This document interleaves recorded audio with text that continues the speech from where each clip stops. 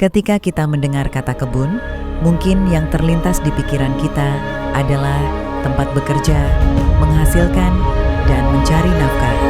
Tapi, tahukah kamu, bagi banyak orang, kebun bukan sekadar tempat kerja. Kebun adalah rumah kedua tempat kita belajar bekerja sama, berinteraksi, dan tumbuh bersama. Tema video ini adalah Kebun Kita Rumah Kita, sebuah ajakan untuk melihat bahwa kehidupan sosial di perkebunan tidak hanya tentang hasil panen, tapi juga tentang rasa memiliki, kepedulian, dan solidaritas.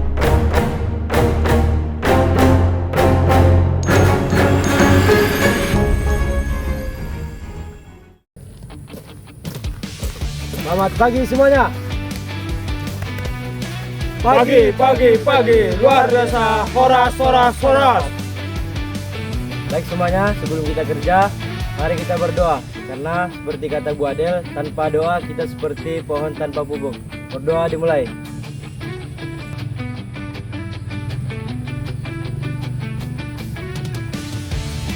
Pupuk. Baik, terima kasih ya Pak Abdal.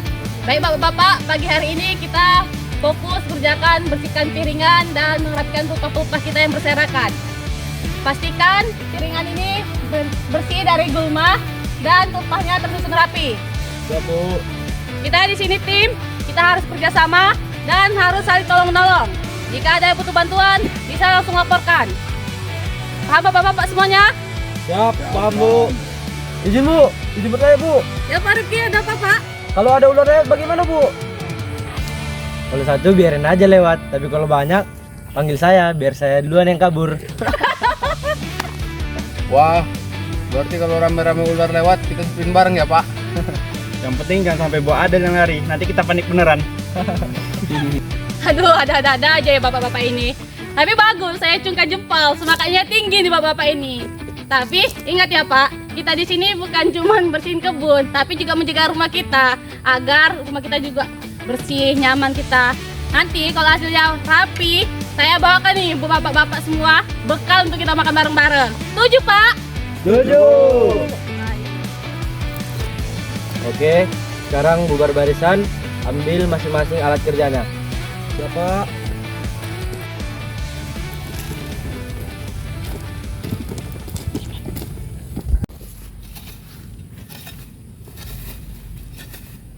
Wahyu, sadar nggak?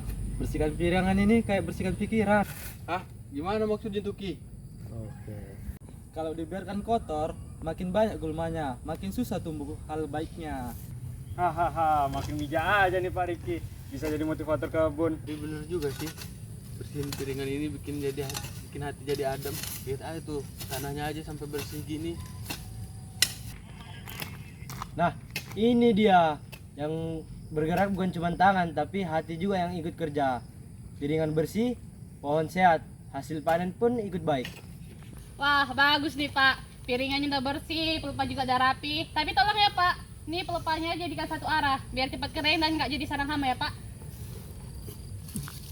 Baik Bu, saya susun ya Bu, seperti barisan di upacara Bu, rapi banget. Oke Pak, oke.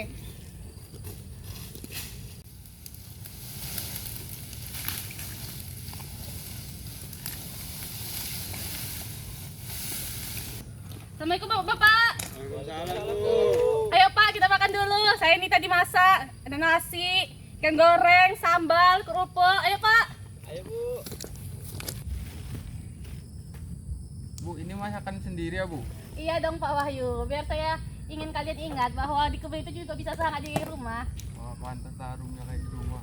Setuju Bu, biasanya kita makan sendiri. Kayak ini suasana beda, kayak piknik. Ini dia, kerja bareng, makan bareng. Kalau setiap hari kayak gini, saya bisa tambah gemuk nih. Apa-apa Pak Rifki, yang penting nanti subur juga semangatnya. Ayo Pak, makan bareng-bareng. Bu,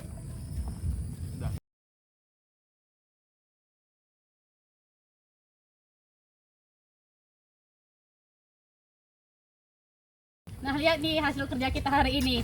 Piringannya udah bersih, pelepahnya juga udah rapi. Kan enak dipandang nih Pak.